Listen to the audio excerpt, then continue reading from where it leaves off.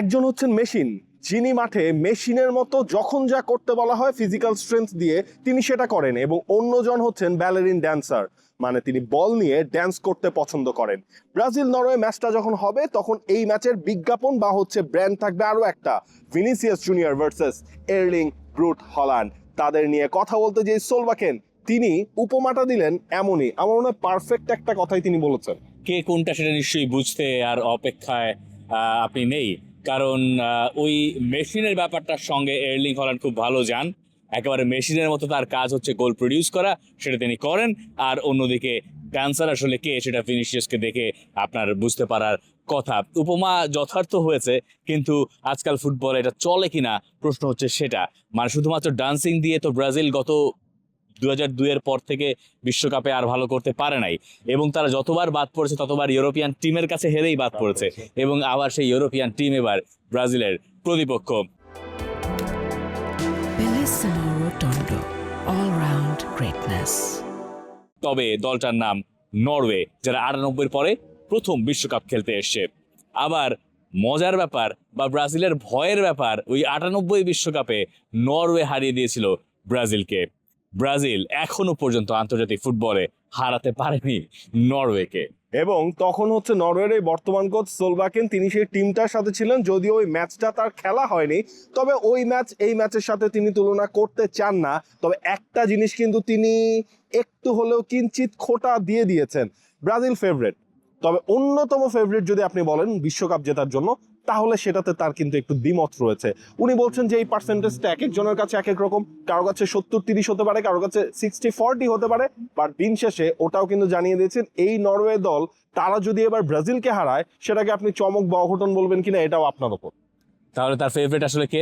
তবে এই ম্যাচের ফেভারিট যে ব্রাজিল, এটা এক বাক্যে স্বীকার করে নিয়েছেন এর্লিং হল্যান্ড। তিনি বলেছিলেন ব্রাজিলকে হারানো তাদের স্লাইট চান্স আছে, এবং এটা নরওয়ে পুরোটাই জানে। কিন্তু এত সবকিছু জানার পরেও যাদের হারানোর কিছু থাকে না, তারা আসলে কোন ধরনের ফুটবল খেলতে পারে সেটা নিশ্চয়ই আপনি কেপ ভার্দের লড়াই দেখে বুঝেছেন।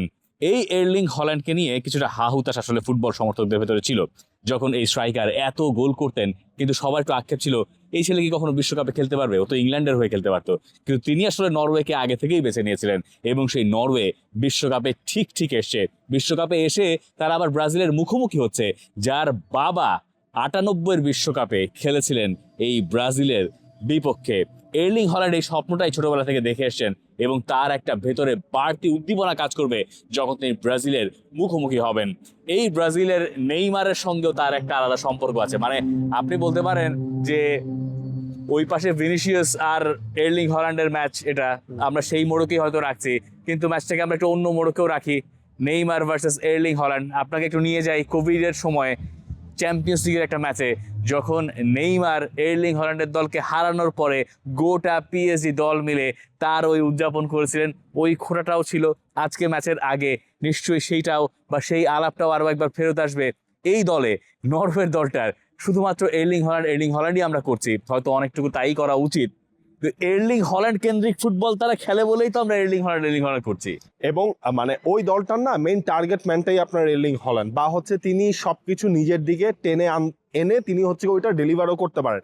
সে কারণে নরওয়ের খেলার ধরন অনেকটা ওই রকমই হয়ে গেছে।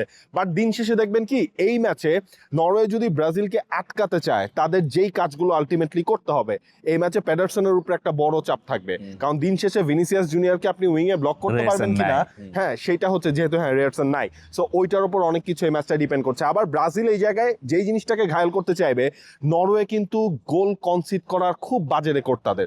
আপনি এবারের বিশ্বকাপে যে 4টা ম্যাচ নরওয়ে খেললো, 4টা ম্যাচের 4টাই তারা গোল কনসিড করেছে। 9টা গোল তারা দিয়েছে, কিন্তু 8টা গোল কিন্তু তারা আবার খেয়েছে। মানে এই নরওয়ে ইরাকের এগেইনস্টে গোল খেয়েছে, আইভরি কোস্টের এগেইনস্টে গোল খেয়েছে, ফ্রান্সের এগেইনস্টেও তো তার 4টা গোলের রেকর্ড আসলে রয়েছে। সো ওই হিসাব করলে নরওয়ে তারা নিজেরাও জানে তাদের হচ্ছে ঘাটতির জায়গাটা হচ্ছে গিয়ে ব্যাকলাইনটা। আমি এখানে একটা অ্যাডভান্টেজ দেখি নরওয়ের। অ্যাডভান্টেজ হচ্ছে এরকম, যেহেতু 10 জন প্লেয়ারকে প্রায় বিশ্রামে রেখেছিলেন কার্লো বলছি নরওয়ে কোচ, এবং ফ্রান্সের বিপক্ষে সেই ম্যাচটাতে ওই বিশ্রামটা নরওয়ের আজকের এই ম্যাচে কাজ দিতে পারে। ব্রাজিল যে দলটা নিয়ে বিশ্বকাপে এসছে, তারা তো খুব একটা তরুণ দল নয়, এবং ওই ফ্রেশনেসটা আজকে এই নরওয়ের জন্য ডিসাইসিভ ফ্যাক্টর হয়ে যেতে পারে এই ম্যাচে। আমার কাছে মনে হয় নরওয়ের পক্ষ থেকে আরেকটা শোরগোল আছে, সেটা হচ্ছে শার্লটকে বসিয়ে অস্কার ববকে Yes. স্টার্ট করানো হতে পারে আজকের এই ম্যাচটাতে। শার্লট সেই ক্ষেত্রে বদলি হিসেবে হয়তো নামবেন, আতলেতিকো মাদ্রিদে তিনি যে কাজটা করেন এবং তখন তিনি আরো বেশি ইম্প্যাক্ট রাখার সুযোগও পান, চেষ্টাও করেন। শেলদরুপকে আমরা আরেকবার দেখতে পারি হয়তো বদলি হিসেবে, মানে বদলি হিসেবে নরওয়ের কাছেও এনাফ অপশনস আছে ম্যাচের গতি প্রকৃতি পরিবর্তন করার জন্য। হয়তো ব্রাজিলের মতো অত নাম করা কিছু না, কিন্তু নরওয়ের পক্ষে অসম্ভব না, এই কথা আমরা বারবার বলছি। আবার লার্সেনও কিন্তু রয়েছে, দেখবেন হচ্ছে এই ধরনের ম্যাচে যে কোনো একটা মোমেন্টে কোনো একটা ডিসাইসিভ গোল তিনি ওই জায়গাটায় বের করে দিতে পারেন। অস্কার ববকে ইউজটা আসলে আলটিমেটলি কখন করবে এটা হচ্ছে সোলবাকেনের ওপর ডিপেন্ড করছে। অস্কার ববকে কিন্তু নামার মানে তিনি যখন বদলি হিসেবে নামে তখন তার ইনফ্লুয়েন্স কিন্তু আমরা বেশি দেখি। সো ওইটা তিনি এই ম্যাচটা আসলে কি করবেন। সরলতকে স্টার্ট করলে এক ধরনের পজিশন আমরা দেখি, আবার সরলতকে আপনি ওই যে তার যে হাইট অ্যাডভান্টেজটা রয়েছে ওইটার জন্য আবার শুরু থেকে ইউজ করা হয় কিনা সেইটারও কিন্তু একটা মানে কেরি ক্যাচাল এই জায়গাটার মধ্যে কিন্তু রয়েছে। মানে শোরগোলটা হচ্ছে এরকম যে অস্কার বব হয়তো স্টার্ট করবেন। আজকের খবর হচ্ছে যে মরিস টাউনে সবশেষ প্র্যাকটিস তো ব্রাজিল করেছেই, সবাই মিলেই প্র্যাকটিস করেছে, আর নরওয়ের মতো প্র্যাকটিস করেছে। নিউ জার্সিতে এই ম্যাচটা যখন শুরু হবে তখন ব্রাজিল সমর্থকদের আধিক্য হয়তো থাকবে, কিন্তু নরওয়ের ওই ব্যাপারটা Viking ভুলে row। গেলে, ভাইকিং রো ব্যাপারটা ভুলে গেলে একেবারে আপনি কি অন্যায় হবে। আরেকবার ভাইকিংরা দেখতে চান? আই ডোন্ট নো কি হবে, আমি দেখতে চাই কিনা সেটা ডিফারেন্ট আলোচনা, কিন্তু সেটা দেখলে পরে আরেকবার আমার মনে হয় বাংলাদেশের একটা বড় ভক্তকুল খুব কষ্ট পাবেন। আমি আসলে Definitely, কাউকেই কষ্ট দিতে definitely। ওইভাবে চাই না। বাংলাদেশের মানুষ ভালো থাকুক, তারা আনন্দে থাকুক, খুশিতে থাকুক, একে অন্যকে গালমন্দ করতে থাকুক, বিশ্বকাপের আনন্দ চলুক। আমি পার্সোনালি সেইটাই চাই যে এই ব্রাজিল আর্জেন্টিনা বাংলাদেশের মানুষকে আরো কিছুদিন মাতিয়ে রাখে। হ্যাঁ, তাহলে তো হচ্ছে ওই মানে লাইন আপ চলতে থাকলে সেমিফাইনালে যে হয়তো আলটিমেটলি একটা মানে থাকবে একটা যাতা বাদ পড়বে। অবস্থার পর কোনো থাকবে একটা একটা কিছু বাদ হবে। পড়বে, বাট এরকম। আমরা ফিরে আসছি আসলে এই ম্যাচের হিসেব নিকেশে। তো আলটিমেটলি নরওয়ের টার্গেটটা থাকবে ওইটাই, মানে তাদের ব্লক করতে হবে ব্রাজিলের এই লাইন আপটাকে। এবং নরওয়ের কোচ কিন্তু আরেকটা চমৎকার একটা কথা বলেছেন সোলবাকেন, যে ব্রাজিলের প্লেয়াররা না নিজেদের মধ্যে আসলে তাদের পজিশনগুলো তারা চেঞ্জ করে, যেমন হচ্ছে সেইটা নরওয়ের প্লেয়ারদেরকে মানে ওই জিনিসটা Track মাথায় করতে রাখতে পারতে হবে, ট্র্যাক করতে পারতে হবে। আপনি কুনিয়া কখন কোন জায়গায় যাচ্ছে সেটা যদি আপনি ট্র্যাক না করেন, সেটা যদি আপনার প্রি ডিটারমিনেশন আপনার না থাকে, তখন আপনি এই ম্যাচে আসলে ভেজালে পড়বেন। দেখা যাক এই ম্যাচের শেষ পর্যন্ত কে আসলে ভেজালে পড়ে। ভেজালে পড়ার কথা নরওয়ের, কিন্তু নরওয়ে এই বিশ্বকাপে চমক দেখাচ্ছে, তারা বিশ্বকাপের ডার্ক হর্স, আর ব্রাজিলের পুরনো ভীতি তো রয়ে গেছে। ম্যাচটা হাড্ডাহাড্ডি হওয়ার কথা, ম্যাচটায় বহু রকমের স্নায়ু চাপের ভেতর দিয়ে আপনার যাওয়ার কথা, আর এই ম্যাচ আপনি দেখবেন টি স্পোর্টসে, আর আমরা আছি আপনার সঙ্গে।